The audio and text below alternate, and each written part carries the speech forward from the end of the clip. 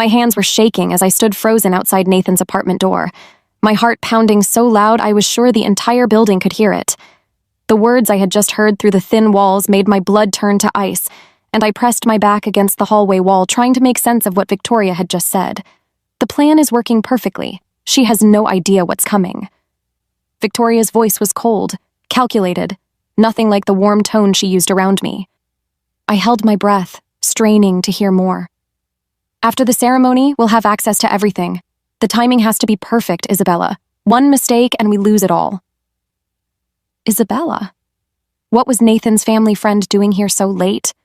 And what plan were they talking about? My mind raced as I tried to piece together the conversation I was overhearing. "Don't worry," came Isabella's reply, her voice barely above a whisper. "She trusts Nathan completely. The poor girl is so in love she'd sign anything he put in front of her." They were talking about me. They had to be. But what did they mean about signing things? About access to everything? Let me back up and tell you how I ended up pressed against this door, eavesdropping on what sounded like a conspiracy involving my own fiancé. Earlier that evening, I had been buzzing with excitement. Tomorrow was our engagement party, and I wanted to surprise Nathan with his favorite homemade lasagna and garlic bread. We'd been together for 2 years, and he proposed 6 months ago with the most beautiful vintage ring I'd ever seen. I was head over heels in love with this man who made me laugh every day and supported my dreams of starting my own marketing firm. I had spent the entire afternoon cooking, humming wedding songs, and imagining our future together. Nathan and I had talked about having kids, buying a house with a big backyard, maybe getting a golden retriever. Everything felt perfect, like a fairy tale coming true. I decided to surprise him instead of calling first. Nathan had mentioned he might be working late on blueprints for his architecture firm, so I figured I'd bring dinner to him and we could eat together while he worked. It seemed romantic and thoughtful. The drive to his apartment building took 20 minutes, and I spent the whole time smiling, thinking about how lucky I was. Nathan was everything I had ever wanted in a partner. He was kind, funny, ambitious, and he treated me like I was the most important person in his world. His family had been a little cold at first, especially his mother Victoria, but I figured that was normal. Some mothers are protective of their sons. I parked outside his building and grabbed the warm containers of food from my passenger seat. The elevator ride to the 4th floor felt like it took forever because I was so excited to see the look on his face when I showed up with his favorite meal. But as I walked down the hallway toward apartment 4B, I heard voices coming from inside. That wasn't unusual. Nathan often had friends over or took work calls in the evening, but something about the tone made me pause. The voices sounded serious, almost secretive. I raised my hand to knock, but then I heard my name. Eliza has no idea about the financial situation. She thinks Nathan's firm is doing well. That was definitely Victoria's voice, but why was she talking about me? And what financial situation? I pressed my ear closer to the door, my heart starting to race. "The inheritance money will solve everything," Victoria continued. $24 million is more than enough to save the business and set us up for life. She's so naive, she'll never see it coming. My inheritance? How did Victoria even know about that? I had never discussed my parents' life insurance money with Nathan's family. In fact, I rarely talked about it with anyone. My parents died in a car accident when I was 19, and the settlement had been sitting in a trust fund ever since. I lived off my own salary and pretended that money didn't exist because it felt wrong to benefit from my parents' death. "And you're sure Nathan can go through with this?" Isabella asked. "He doesn't have a choice. The business is 3 months away from bankruptcy. He'll do whatever it takes." My legs felt weak. Whatever it takes? What did that mean? I heard footsteps moving toward the door and quickly stepped back, my mind spinning with questions and a growing sense of dread. What exactly were Victoria and Isabella planning? And how deep was Nathan involved in whatever this was? I ducked into the stairwell just as I heard the apartment door handle turn. My heart was beating so hard I thought it might burst out of my chest. I crouched behind the concrete wall, clutching the containers of lasagna that now felt cold and heavy in my hands. The door opened and I heard Victoria's heels clicking on the hallway floor. "Remember, timing is everything," Victoria said in a low voice. "The wedding is in 6 weeks. We need those documents signed before then." "What if she gets suspicious?" Isabella's voice was worried. She's not stupid, Victoria. What if she starts asking questions? Victoria laughed, but it wasn't a warm laugh. It was the kind of laugh that made my skin crawl. Isabella, dear, you worry too much. Eliza is completely blinded by love. She sees Nathan as her knight in shining armor who rescued her from her lonely little life. She won't question anything he asks her to sign, especially if we frame it as romantic wedding planning. I pressed my hand over my mouth to keep from gasping. They were talking about me like I was some kind of target, some naive little girl they could manipulate. Besides, Victoria continued, even if she did get suspicious, what could she do? She has no family left to warn her, no one who would believe her over Nathan's word. We've made sure she's isolated. Isolated? What did that mean? I thought about my social circle.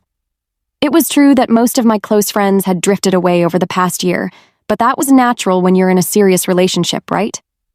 Nathan and I spent most of our time together, and he always had good reasons why we couldn't hang out with my old college friends. The accident needs to look completely natural, Isabella whispered. Just like before. Before? My blood turned to ice. What did she mean, just like before? Don't worry about that part, Victoria said firmly. I've handled this kind of situation before. The key is patience and making sure there are no loose ends. Nathan's job is to keep her happy and trusting until we're ready. Your job is to help me with the paperwork and logistics. I heard their footsteps moving toward the elevator, and I stayed frozen in the stairwell until I heard the elevator doors close. Only then did I dare to breathe normally again. My mind was spinning as I tried to process what I had just heard. They were planning something involving my inheritance money, something that required me to sign documents, and they had mentioned an accident. The way Victoria said, just like before, made it sound like they had done this to someone else. I thought about my relationship with Nathan, trying to remember if there had been any warning signs I had missed. We met 2 years ago at a coffee shop near my office. I had been working late on a marketing campaign and stopped in for a caffeine fix. Nathan was sitting alone at a corner table, sketching building designs, and when I accidentally bumped into his table, we started talking. He was charming and funny, asking about my work and seeming genuinely interested in my ideas. He told me he was an architect working on residential projects, and we talked for hours about design and creativity. When he asked for my number, I felt like I had won the lottery. Our first few dates were perfect. Nathan took me to art galleries and nice restaurants, always insisting on paying even though I offered to split the bill. He said he was old-fashioned and liked taking care of the woman he was dating. I thought it was sweet. Looking back now, I realized Nathan had asked a lot of questions about my background during those early dates. He wanted to know about my family, my childhood, my parents. When I told him about the car accident and how I was completely alone in the world, he had been so sympathetic and caring. He said he wanted to be my family now. I had thought it was romantic. Now I wondered if he was gathering information. As the elevator descended, one thought kept echoing in my mind. If they were planning to access my inheritance after we got married, what exactly did Victoria mean when she talked about an accident? I drove home in a daze, my hands gripping the steering wheel so tightly my knuckles were white. The containers of lasagna sat forgotten on my passenger seat, probably cold by now, just like the sick feeling spreading through my chest. Every red light felt like torture as my mind raced with questions I was terrified to answer. When I finally made it to my small apartment, I threw the food in the refrigerator and collapsed on my couch. Sleep was impossible.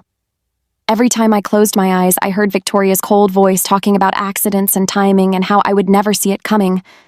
By 3 a.m, I gave up trying to rest and opened my laptop. If Nathan and his family were planning something involving my inheritance, I needed to understand exactly what they might be after. I logged into my bank account and stared at the numbers I usually tried to ignore. The life insurance settlement from my parents' death, plus years of compound interest, had grown to just over $24 million, the exact amount Victoria had mentioned. My stomach dropped. How could she possibly know that specific number? I had never told Nathan the exact amount. I had mentioned that my parents left me some money, but I always downplayed it, saying it was enough to be comfortable or a nice safety net. I never wanted people to treat me differently because of money I never asked for. I started thinking about all the times Nathan had brought up financial planning. About 6 months ago, right around the time he proposed, he had suggested we meet with a financial advisor to plan our future together. He said it would be smart to combine our resources and make sure we were making the best decisions as a couple. I had put him off, saying I preferred to keep things simple until after the wedding. Now I realized he might have been trying to get access to my accounts much earlier than I thought. I grabbed my phone and scrolled through my contacts until I found my lawyer's number. Mr. Peterson had handled my parents' estate and still managed the trust fund. I knew it was too early to call, but I sent him an email asking if anyone had been making inquiries about my inheritance. I tried to make it sound casual, like I was just checking for wedding planning purposes. While I waited for a response, I started researching Nathan's architecture firm online. What I found made my blood run cold. The company website looked professional enough, but when I dug deeper into business records and news articles, a very different picture emerged. Morrison Associates Architecture had been struggling financially for over 2 years. There were several articles about delayed projects, unhappy clients, and rumors of bankruptcy. How had I never known this? Nathan always talked about work like everything was going well. He mentioned new projects and important clients, but looking at the evidence, his firm was barely hanging on. I thought about all the expensive gifts Nathan had given me over the past year, the designer handbag for my birthday, the weekend trip to Napa Valley, the engagement ring that probably cost more than most people's cars. If his business was failing, where was this money coming from? My phone buzzed with a text from Nathan. "Good morning, beautiful. Can't wait to see you today. Mom wants to meet with us this afternoon to go over some wedding details. Love you." I stared at the message, trying to see past the sweet words to whatever might be hidden underneath. Was this the meeting where they would try to get me to sign something? I texted back. "Sounds good. What kind of details?" His response came quickly. "Just boring paperwork stuff. Insurance beneficiaries, name changes, that kind of thing. Mom says it's better to handle it all before the wedding so we can focus on enjoying our honeymoon." Insurance beneficiaries. My hands started shaking again. Around 8 in the morning, Mr. Peterson called me back. His voice was concerned when he told me that yes, someone had been making inquiries about my trust fund. About 3 months ago, a woman claiming to be a wedding planner had called asking about standard procedures for accessing funds for wedding expenses. She had known enough personal details about me to seem legitimate. "I didn't give her any specific information, of course," Mr. Peterson said, "but I'm concerned that someone was fishing for details about your inheritance. Have you hired a wedding planner, Eliza?" "No," I whispered. "I haven't hired anyone. I think you should come in and see me as soon as possible. There are some things we need to discuss about protecting your assets." After I hung up, I sat in my kitchen drinking coffee and trying to make sense of everything. Nathan's family was in financial trouble. Someone had been investigating my inheritance. Victoria and Isabella were planning something that involved me signing documents and mentioned an accident. The pieces were starting to form a picture I didn't want to see. My phone rang, and Nathan's name appeared on the screen. For the first time in 2 years, I hesitated before answering. "Hey," I said, trying to sound normal. "Hi, sweetheart. I was thinking we could grab lunch before meeting with Mom. There's actually something important I need to talk to you about." Something important. My heart started racing again. "What about?" I asked. "It's better if we discuss it in person, but don't worry, it's good news. I think you're going to be really excited." As I agreed to meet him, I couldn't shake the feeling that whatever Nathan wanted to tell me was going to change everything. The engagement party was everything Victoria had promised it would be: elegant, sophisticated, and completely overwhelming. Crystal chandeliers cast warm light over the mansion's main ballroom, where about 60 guests mingled with champagne glasses and congratulated Nathan and me on our upcoming wedding. I stood next to Nathan in a navy blue dress I had bought specifically for tonight, smiling until my cheeks hurt and accepting hugs from people I barely knew.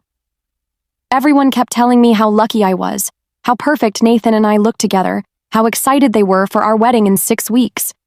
If only they knew what I had discovered. "You look absolutely radiant, dear," said Mrs. Henderson, one of Victoria's country club friends. "Nathan is such a catch. You must be over the moon." "I am," I replied automatically, the lie tasting bitter in my mouth. "We're very happy." Nathan squeezed my hand and smiled down at me with what looked like genuine love. That was the part that confused me most. When I looked at him, I still saw the man who brought me coffee in bed every Sunday morning and who knew exactly how to make me laugh when I had a bad day at work. How could someone fake that level of affection for 2 whole years? During lunch earlier, Nathan had told me his important news. He wanted us to start joint bank accounts after the wedding and had already spoken to a financial advisor about the best way to combine our assets. He made it sound romantic, like we were taking the next step in building our life together. "I want us to be a real team," he had said, reaching across the table to hold my hand. "No more yours and mine, just ours." I had nodded and smiled, but inside I felt sick. This was exactly what Victoria and Isabella had been talking about, getting access to my money. Now, watching Nathan work the room at our engagement party, I tried to see him through new eyes. He was charming and confident, making jokes with the men and complimenting the women. Everyone seemed to genuinely like him. But I kept thinking about what Victoria had said. He'll do whatever it takes. "Eliza, sweetheart, you look beautiful tonight." I turned to find Victoria approaching with a champagne flute in each hand. She was wearing an expensive black dress and her signature pearl necklace, looking every inch the wealthy socialite. "Thank you, Victoria. This party is incredible. You really didn't have to do all this." "Nonsense," she said, handing me one of the glasses. "You're going to be my daughter-in-law. Only the best for family." The word family made my stomach turn. I took a small sip of champagne and tried to keep my expression neutral. "I'm so glad Nathan found you," Victoria continued, her voice warm and motherly. "He's been through some difficult relationships in the past. It's wonderful to see him with someone who truly understands him." Difficult relationships? Nathan had mentioned a few ex-girlfriends, but never said anything about difficulties. "What do you mean?" I asked, trying to sound casually curious.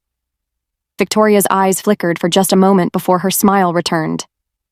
"Oh, just young love drama. Nothing serious. But with you, I can tell it's different. You two are perfect for each other." Before I could ask more questions, the sound of a spoon tapping against glass filled the room. Thomas, Nathan's father, was standing near the fireplace calling for everyone's attention.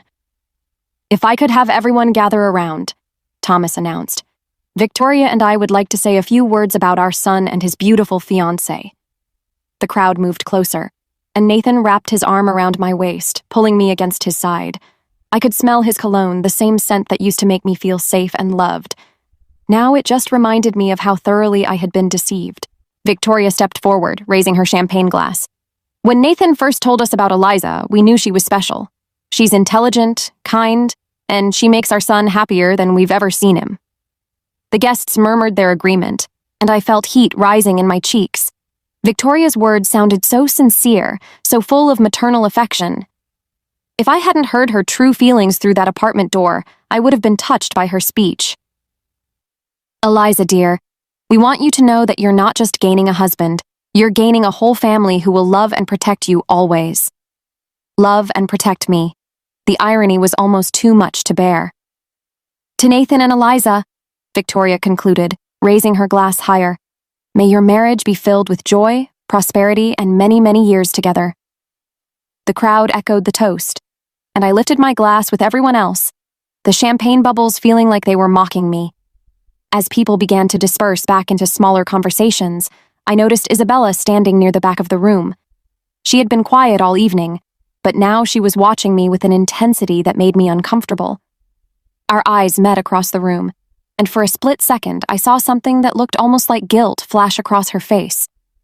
Then Nathan leaned down and whispered in my ear, "I love you so much, Eliza. I can't wait to spend the rest of my life with you. The rest of my life." Suddenly, Victoria's words about timing and accidents took on a whole new, terrifying meaning. The morning after the engagement party, I was nursing my third cup of coffee and trying to make sense of everything when my phone rang. The number was unfamiliar, but something made me answer it. "Eliza, this is Oliver, Nathan's brother. We need to talk." My heart started racing. Oliver had barely spoken to me at the party, just nodded politely when we were introduced. He was younger than Nathan, quieter, and seemed to stay in the background during family gatherings. "What about?" I asked carefully. "Not over the phone. Can you meet me at Riverside Park in an hour? The bench by the duck pond. Come alone, and don't tell Nathan or anyone else in my family." The line went dead before I could respond. An hour later, I found Oliver sitting on the specified bench, looking nervous and constantly checking over his shoulder. He was wearing jeans and a baseball cap pulled low over his eyes, like he was trying to hide. "Thank you for coming," he said as I sat down beside him. "I wasn't sure you would." "What's this about, Oliver?" He was quiet for a long moment, watching the ducks swim across the pond. When he finally spoke, his voice was barely above a whisper. "My family is going to kill you." The words hit me like a physical blow. "What? Not Nathan? At least I don't think so. But my mother and Isabella, they've done this before. They find women with money, get them involved with someone in our family, and then—" He trailed off, unable to finish the sentence. "Then what?" I demanded, even though part of me already knew. Oliver reached into his jacket and pulled out a manila folder. 2 years ago, there was a woman named Caroline Mitchell. She was engaged to my cousin James. Caroline had inherited a fortune from her grandmother, about $15 million. He opened the folder and showed me newspaper clippings. The headlines made my blood run cold. "Young woman dies in hiking accident," and "Tragic fall claims life of bride-to-be." "Caroline died 3 weeks before her wedding," Oliver continued. "She was hiking alone at Bear Mountain, supposedly. They said she slipped and fell from a cliff, but Caroline was an experienced hiker. She knew those trails better than anyone." I stared at the newspaper photo of Caroline. She was beautiful, with dark hair and a bright smile. She looked happy, in love, completely unaware of what was coming. "The police ruled it an accident," Oliver said. "But I knew something was wrong. Caroline had been asking questions about our family's finances right before she died. James let it slip that she was getting suspicious about some documents they wanted her to sign." "Documents," I repeated, thinking about the meeting Victoria had planned for this afternoon. After Caroline died, James inherited everything as her fiancé. The money went straight to paying off family debts and saving the business. James got a nice cut for his trouble, and then he conveniently moved to Europe to grieve. Oliver pulled out more papers, bank records, business documents, police reports. "I've been collecting evidence for 2 years, but I could never prove anything. Until now." "What do you mean?" "Isabella isn't just a family friend, Eliza. She's my mother's partner in this. They've been working together for years, targeting wealthy women who are isolated and vulnerable. Isabella does the research, finds the targets, and my mother orchestrates everything else." I thought about how Isabella had been at every family gathering, always watching, always listening, how she seemed to know personal details about me that I had never shared with her directly. "Isabella has a background in insurance fraud," Oliver continued. "She knows how to make accidents look convincing, and my mother has connections everywhere. Police, coroners, judges. They've built a network that protects them." "Why are you telling me this?" I asked. "Why risk it?" Oliver's face was pained. "Because Caroline was my friend. We grew up together and I watched her fall in love with James.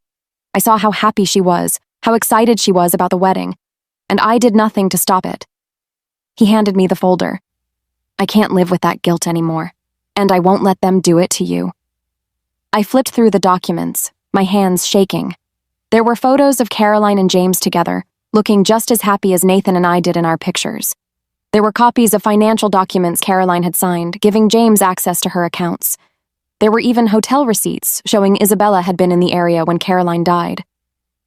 "Nathan," I whispered. "How much does he know?" Oliver's expression darkened. "I think he knows about the money part. He's definitely involved in getting you to trust him and sign things. But the murder part? I'm honestly not sure. Nathan's not a killer, but he's weak. He does whatever Mom tells him to do." "What am I supposed to do with this?" "Don't go to that meeting this afternoon," Oliver said urgently. "Whatever they want you to sign, don't do it. And start making plans to disappear. Because once they realize you're onto them, you're in immediate danger." As I walked back to my car with the folder clutched against my chest, one thought kept echoing in my mind. If they had killed Caroline 3 weeks before her wedding, how much time did I have left? I spent the rest of the morning in my apartment, spreading Oliver's evidence across my kitchen table like pieces of a horrifying puzzle. The more I studied the documents, the clearer the pattern became. Caroline wasn't their first victim. There were references to at least 2 other women who had died in accidents after getting involved with Victoria's extended family network. My phone kept buzzing with texts from Nathan. asking if I was ready for our meeting with his mother. Each message made my skin crawl, but I forced myself to respond normally. I couldn't let them know I was suspicious. At noon, I drove to the address Victoria had given me, a sleek office building downtown. The directory listed Hartwell Financial Services on the 15th floor. I took the elevator up, my heart pounding with each floor that passed. The office was impressive, with floor-to-ceiling windows and expensive furniture. A receptionist directed me to a conference room where Victoria was waiting with a woman I didn't recognize. "Eliza, dear, so glad you could make it," Victoria said, standing to give me a hug that felt like ice against my skin. "This is Ms. Hartwell, our family's financial advisor." The woman was tall and blonde, probably in her 40s, wearing a perfectly tailored business suit. She smiled warmly and extended her hand. "It's wonderful to meet you, Eliza. Victoria has told me so much about you." Something about her voice nagged at me, but I couldn't place it. We sat down at the polished conference table, and Ms. Hartwell opened a leather portfolio. "Now, what we're going to do today is set up some basic financial structures for your marriage," she began. "These documents will ensure that you and Nathan can access each other's assets seamlessly, which is especially important for tax purposes and estate planning." She slid several papers across the table toward me. The legal language was dense and confusing, but I caught key phrases: irrevocable trust, full access, immediate transfer upon marriage. "This seems quite complicated," I said, trying to buy time. "Maybe I should have my own lawyer review these first." Victoria's smile tightened almost imperceptibly. "Oh, that's not necessary, dear. Ms. Hartwell is one of the best in the business. These are standard documents that every married couple should have. Besides," Ms. Hartwell added, "time is a factor here. With the wedding so close, we need to get these filed before the ceremony to ensure everything is properly processed." I pretended to read through the documents while secretly activating the voice recording app on my phone. If I was walking into a trap, I wanted evidence. "I notice this gives Nathan immediate access to my trust fund," I said carefully. "Is that normal?" "Absolutely," Ms. Hartwell replied smoothly. "Modern marriages are partnerships. You'll have access to his assets as well, of course." But I had seen Nathan's financial records. He didn't have any significant assets to access. "What if something happened to me?" I asked, trying to sound casual. "What would happen to the money then?" Victoria and Ms. Hartwell exchanged a quick glance that they thought I didn't notice. "Well, as your husband, Nathan would inherit everything," Ms. Hartwell said. "That's standard inheritance law. But let's not think about such morbid things. You're young and healthy." Young and healthy, just like Caroline had been. "I'm sorry," I said, standing up suddenly. "I'm feeling a bit overwhelmed. Could I take these home and review them tonight? We could meet again tomorrow." Victoria's mask slipped for just a moment, and I saw a flash of anger in her eyes. "Eliza, we really need to handle this today. The timing is crucial for the tax implications." "I understand, but this is a big decision. I just need one night to think it over." Ms. Hartwell leaned forward. "Of course, dear, but I should mention that I'm leaving for Europe tomorrow for 3 weeks. If we don't handle this today, you'll have to wait until after your honeymoon to set up these protections." The pressure was obvious now. They needed me to sign today, and they were running out of ways to convince me. "I'll take my chances," I said, gathering the papers.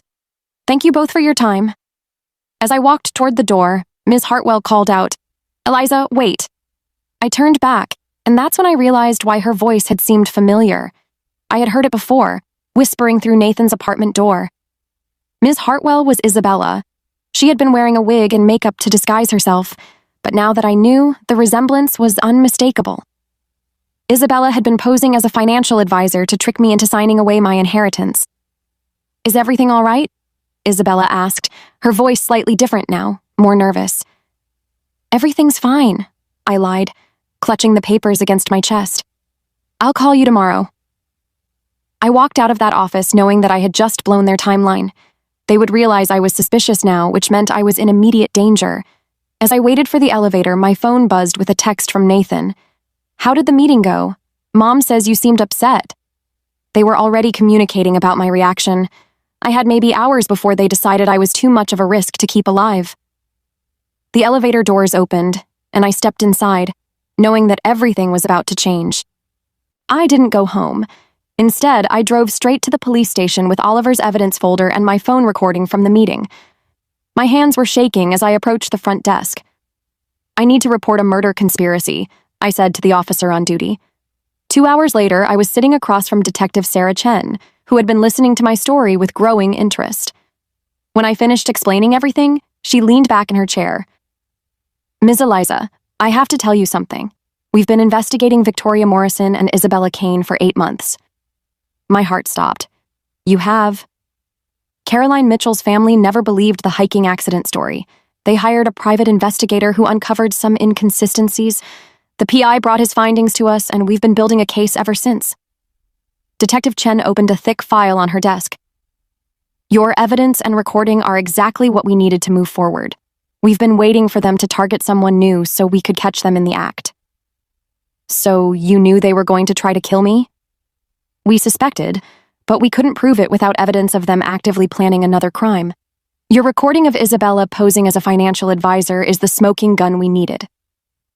The detective explained that they had been monitoring Victoria and Isabella for months, but the women were careful. They used coded language, met in private locations, and had covered their tracks well with Caroline's murder. "We'd like you to help us with the sting operation," Detective Chen said. "We need to get them to reveal their full plan on record."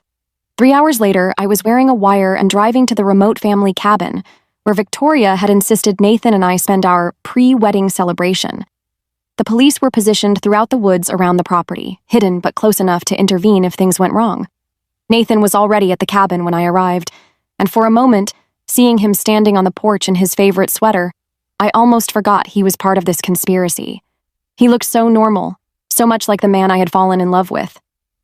"Hey, beautiful," he said, coming down to help me with my bag. "I'm so glad we're doing this. Just the two of us before all the wedding craziness." "Me too," I lied, letting him kiss my cheek. Inside the cabin, Victoria and Isabella were waiting. They had prepared dinner and opened a bottle of wine, playing the part of a loving family celebration. But I could see the tension in their eyes. "Eliza, darling, you seemed so stressed after our meeting today," Victoria said, pouring me a glass of wine. "I hope you're not having second thoughts about the financial arrangements." "Actually, I am," I said, deciding to push them into revealing their plan. "I spoke to my lawyer this afternoon. He said those documents would give Nathan complete control over my inheritance immediately after we're married." The temperature in the room seemed to drop 10 degrees.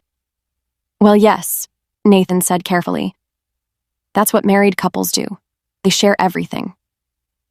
"But what if something happened to me right after the wedding?" I pressed. "Nathan would inherit $24 million. Isabella set down her wine glass with a sharp clink. "Why would you think about something like that?" "Because I know what happened to Caroline Mitchell." The silence that followed was deafening. Victoria's face went completely blank while Isabella looked like she might be sick. Nathan just stared at me in confusion. "Who's Caroline Mitchell?" Nathan asked. "Your cousin James's fiancé," I said, watching his face carefully. "The one who died in a hiking accident 3 weeks before their wedding." Nathan's confusion looked genuine, and I realized Oliver had been right. Nathan knew about the money scheme, but not the murder part.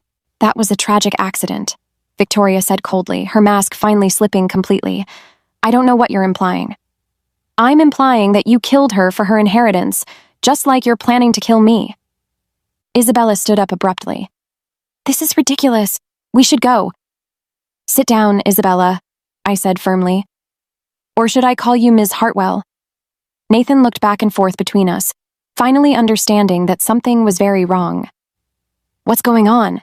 he demanded. "Mom, what is she talking about?" Victoria's composure cracked completely. "She's talking about survival, Nathan.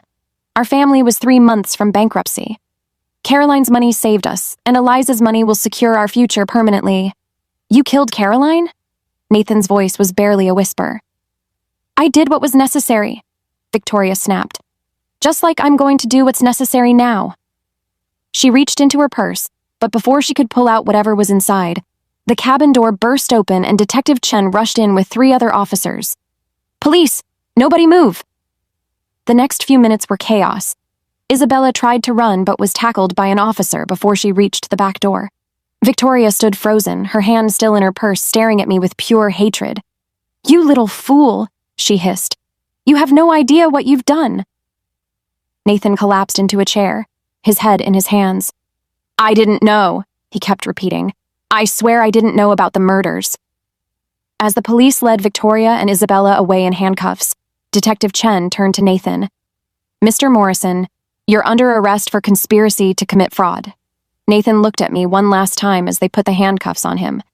"Eliza, I really did love you. That part was real. I watched the man I had planned to marry being led away, and I felt nothing but emptiness. 6 months later, I was living in a new city, 3 states away from the nightmare that had almost cost me my life. Victoria and Isabella were both sentenced to life in prison for Caroline's murder and the attempted murder conspiracy against me. Nathan received 5 years for fraud. The prosecutor believed his testimony that he hadn't known about the murder plans. Oliver visited me once, bringing closure and an apology on behalf of his family. He'd cut all ties with them and was starting fresh, just like I was. I was in therapy, learning to trust my instincts again and recognizing the red flags I had missed. The experience had been traumatic, but it had also made me stronger and more aware. I started a foundation to help other women avoid financial predators, using my inheritance for something positive instead of letting it sit untouched. Caroline's family became close friends, and together we worked to make sure no other woman would fall victim to people like Victoria and Isabella. Sometimes I still woke up from nightmares about what could have happened if Oliver hadn't warned me, or if the police hadn't been investigating already. But mostly, I felt grateful to be alive and determined to use my second chance wisely. I learned that love without trust is just manipulation, and that the most dangerous predators are often the ones who seem the most charming. Most importantly, I learned to listen to that voice in my head that whispers when something isn't right. That voice had saved my life,